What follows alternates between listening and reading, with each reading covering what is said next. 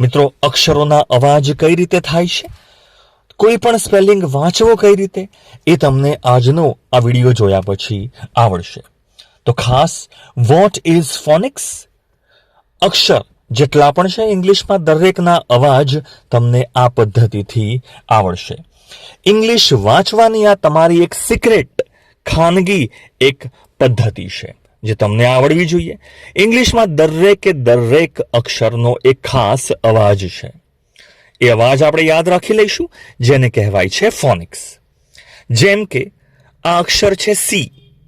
સીને તમે વાંચો છો, મોટા ભાગે ક તરીકે પણ વંચાય છે અને સ તરીકે પણ વંચાય છે. તો આવા અલગ અલગ ઉચ્ચાર ક્યારે થાય એ પણ હું તમને આજે સમજાવીશ. ફોનિક્સ શીખવાનો ફાયદો શું છે?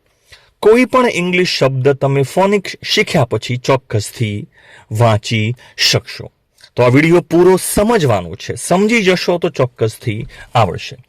તો સૌથી પહેલા શું યાદ રાખવાનું છે? સ્વરો. આ 5 સ્વર છે.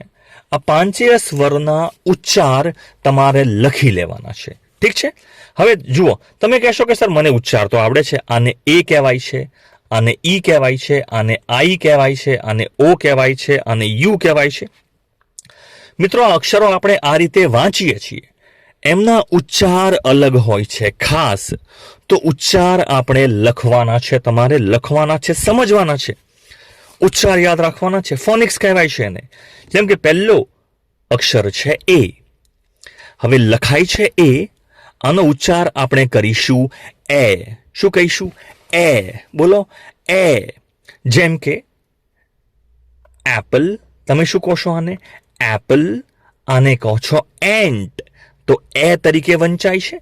બીજો સ્વર છે ઈ. અને આપણે ભલે ઈ વાંચીએ છીએ, બોલવામાં ભલે ઈ કહીએ છીએ ઇંગ્લિશમાં, આનો ઉચ્ચાર તમારે યાદ રાખવાનો છે એ.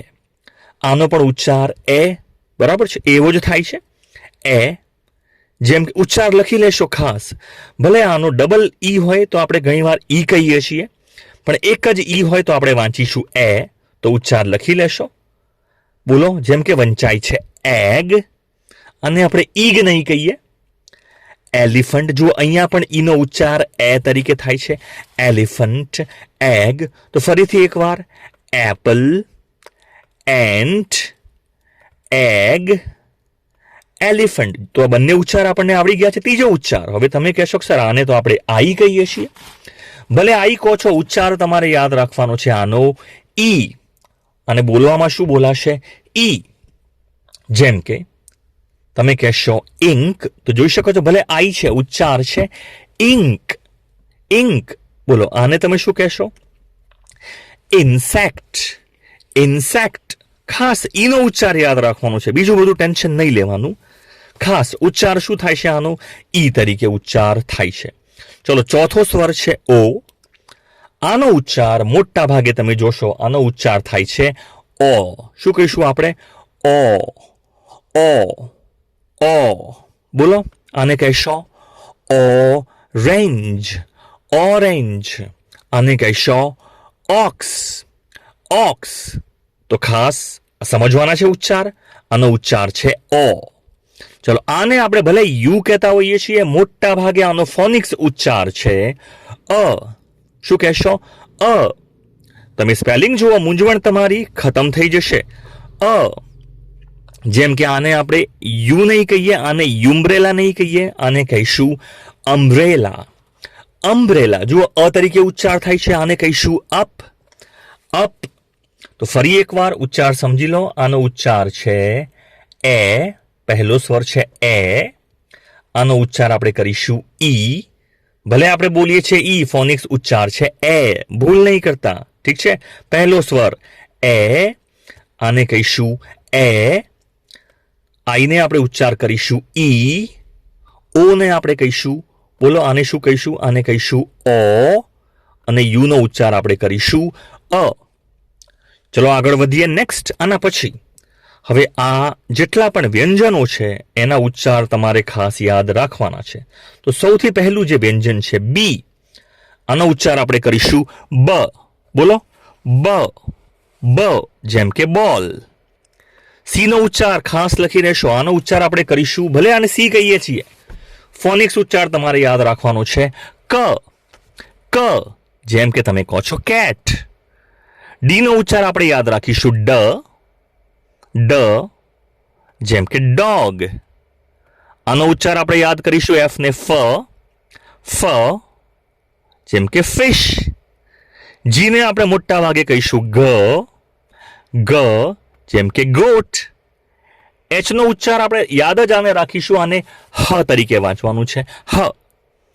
તો આને કહીશું હેટ, આને કહીશું જ, એના પરથી શબ્દ યાદ રાખીશું જેમ કે જાર. ફરીથી એકવાર બોલો આનો ઉચ્ચાર બ, બોલો ક, ડ, ફ, ગ, હ, જ. ઠીક છે, એકવાર ફરીથી બ, ક, ડ, ફ, ગ, હ, જ. Very good. ચલો નેક્સ્ટ અક્ષરોના ઉચ્ચાર સમજી લઈએ. આ ફોનિક્સ તમે યાદ કરશો, જોશો કે તમને ઘણા શબ્દો છેલ્લે આ વિડીયો પૂરો થાય ત્યાં સુધીમાં તમે બોલી શકશો. આને કહીશું ક જેમ કે કાઇટ, લ, લ આને કહીશું લાયન, મ, મ જેમ કે મેંગો, ન, ન એને કહીશું નેસ્ટ, પ, પ જેમ કે પેન, ક્વ, ક્વ જેમ કે ક્વીન, ર, ર જેમ કે રેઇન. એકવાર ફરીથી ક, લ, મ, ન, પ, ક્વ, ર. આના પછીના શબ્દો સમજીશું. મિત્રો આ ઉચ્ચાર એકવાર શીખી લો, તમે જોશો કે તમારું વાંચવાનું જે રીડિંગ છે એ ઘણા અંશે સુધરી જશે ચોક્કસથી. આને આપણે વાંચીશું, ભલે એસ કહીએ છીએ ઉચ્ચાર થશે સ, જેમ કે સાપ બોલતો હોય છે સ. સન, ટ, ટ ટાઈગર, વ, વ આને કહીશું વેન, વેન વ. આને કહીશું વ, વ, વ. જુઓ વી એવો જ ડબલ્યુ ઉચ્ચાર થોડો ઊંડેથી આવે છે વ, વોટર. એક્સ ને આપણે કહીશું ક્સ, ક્સ, ક અને સ અડધો જોડાશે ક્સ, જેમ કે ફોક્સ. ય, ય જેમ કે યાક, ઝ, ઝ જેમ કે ઝીબ્રા. એકવાર ફરીથી સ, ટ, વ, વ, ક્સ, ય અને ઝ. આટલા શબ્દો એકવાર ઉચ્ચાર તમને આવડી ગયા છે ફોનિક્સના. આના પછી બીજી વસ્તુ ખાસ સમજવાની છે, એ છે સાયલેન્ટ લેટર્સ. શબ્દ છે સાયલેન્સ લેટર. સાયલેન્ટ લેટર એટલે શું? ખાસ સાયલેન્ટ એવા અક્ષરો કે જે સાયલેન્ટ રહેતા હોય છે, એ હોય છે પણ એમનો ઉચ્ચાર નહીં થાય. હવે એના નિયમો બહુ સિમ્પલ છે. મોટા ભાગે તમે 4-5 નિયમો યાદ રાખશો તો તમારું કામ થઈ જશે. ડોન્ટ વરી, ખાલી પ્રેક્ટિસ કરતા રહેવાની છે. શરૂઆતમાં આપણને ખાલી ખબર હોવી જોઈએ, પછી હું તમને નેક્સ્ટ વિડીયોમાં સમજાવીશ, આગળના વિડીયોમાં, કે આ સમજીશું આપણે. હમણાં ખાસ આ ચેનલને સબસ્ક્રાઇબ કરી રાખશો. કંઈ પણ ખબર ના પડે તો કમેન્ટમાં લખતા રહેશો. જેમ કે તમે જોઈ શકો છો અહીંયા પહેલો જે ઉચ્ચાર છે, જે યાદ રાખવાનું છે, એ છે કે. જેમ કે કે અને એન જોડે હોય, તમે લખ્યું છે અહીંયા નાઇફ. નાઇફ કે અને એન પહેલામાં. આને ઉચ્ચાર કનો ઉચ્ચાર નહીં થાય, આપણે કહીશું નાઇફ, એટલે કે ચાકુ. પહેલો નિયમ કે અને એન જોડે હોય તો કે નો ઉચ્ચાર નહીં થાય, નાઇફ. એ જ રીતે જેમ કે તમે લખો છો ડબલ્યુ અને આર, તો આ બંને જોડે હોય તો ડબલ્યુ નો ઉચ્ચાર નહીં થાય. આને આપણે કહીશું રાઈટ, રાઈટ. ઠીક છે. ચલો, જે રીતે છેલ્લે જો એમ અને બી જોડે આવતા હોય, મ અને બ, એમ અને બી જ્યારે પણ જોડે હોય તો બી નો ઉચ્ચાર નહીં કરવાનો. આપણે આને બોમ્બ કહીએ છીએ, બોમ્બ. પણ મિત્રો સાચો ઉચ્ચાર છેલ્લે બ નહીં આવે. આને કહેવાય છે બોમ્બ. શું કહેવાય છે?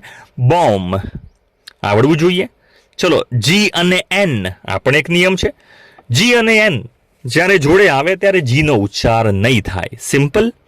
તો જી સાયલેન્ટ કહેવાય. અહીંયા આનો ઉચ્ચાર થશે સાઇન. સાઇન. તો જોઈ શકો છો, હવે આવડવું જોઈએ. આને કહીશું આપણે નાઇફ, રાઇટ, બોમ્બ, સાઇટ. એકદમ સિમ્પલ છે. સાઇન ટૂંકમાં તમને આવડવું જોઈએ તો આવડશે.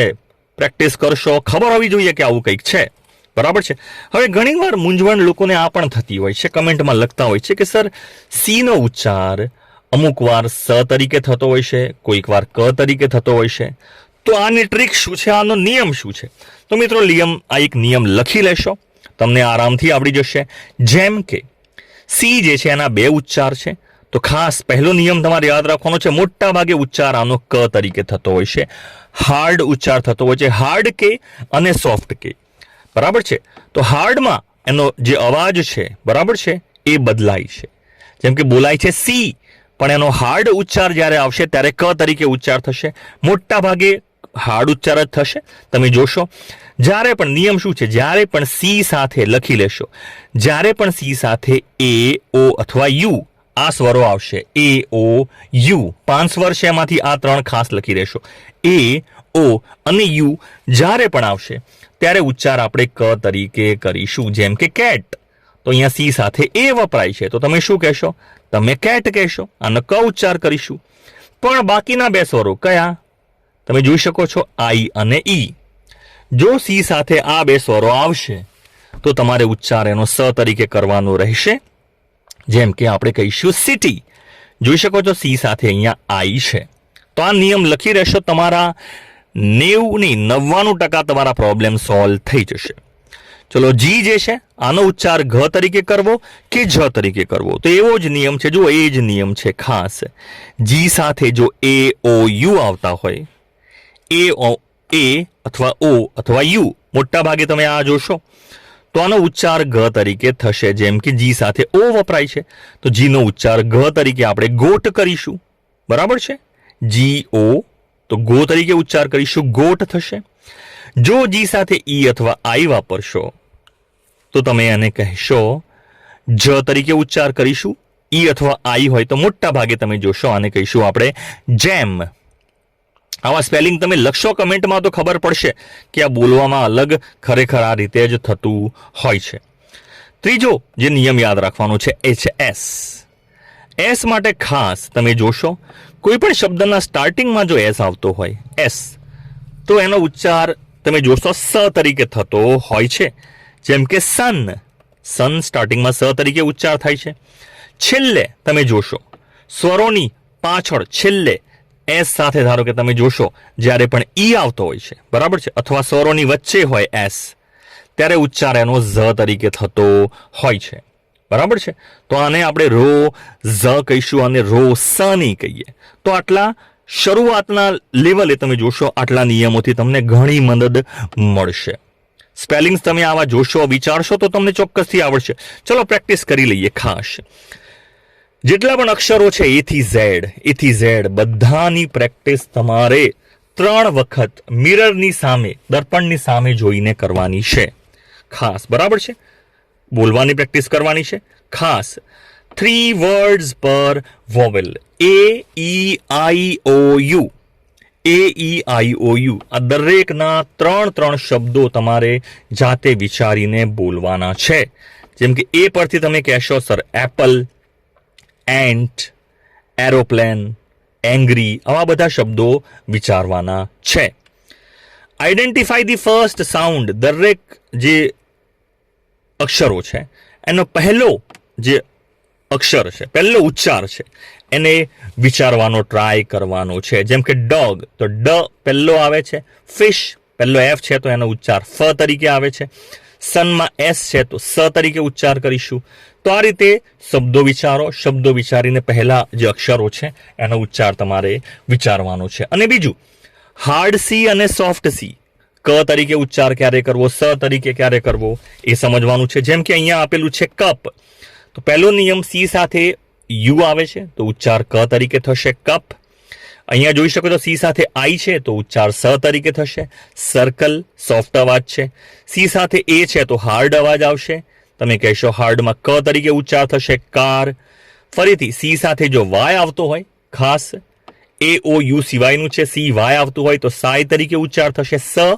આનો ઉચ્ચાર સ તરીકે આપણે સાયકલ કરીશું. તો આ નિયમો ખાસ યાદ રાખવાના છે. પ્રેક્ટિસ કરશો એટલે આવડશે. તો આજનું હોમવર્ક ખાસ મિરર સામે એથી ઝેડ બોલવાનું છે. બરાબર છે. 26 જેટલા પણ અક્ષરો છે દરેકના ઉચ્ચાર એકવાર કરી લેવાના છે. એક સ્પેલિંગ પણ લખવાના છે.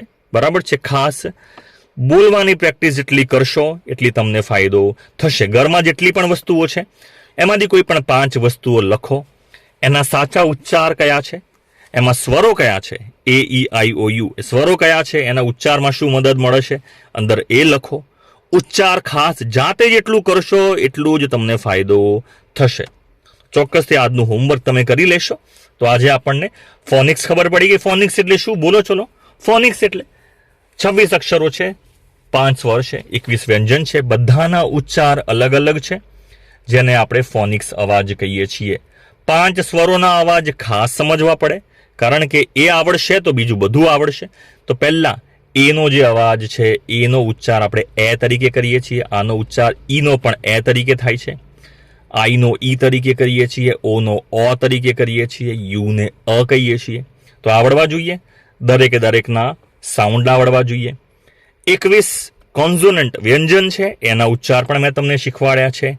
નેક્સ્ટ તમે જોશો કે સર સાયલેન્ટ લેટર, સાયલેન્ટ અક્ષરોના ઉચ્ચાર કઈ રીતે થાય છે એ પણ મેં તમને શીખવાડ્યું છે. 1 મિનિટ. યસ, સાયલેન્ટ ઉચ્ચાર આવડી જવા જોઈએ. કે ડબલ્યુ બી મોટા ભાગે આવડવા જોઈએ. સાયલેન્ટ લખ્યા હોય પણ ઉચ્ચાર નહીં થાય. 2 અક્ષરો, 2 અવાજ, અક્ષર એક જ હશે, 2 અલગ અલગ ઉચ્ચાર, તે પણ આપણે જોઈ લીધું. અને પ્રેક્ટિસ તમે 10 મિનિટ રોજ આની પ્રેક્ટિસ કરશો, ચોક્કસથી તમે જોશો કે તમારું ઇંગ્લિશ ઘણું સુધરી જશે. Thanks for watching. ચોક્કસથી ચેનલને સબસ્ક્રાઇબ કરી લેશો.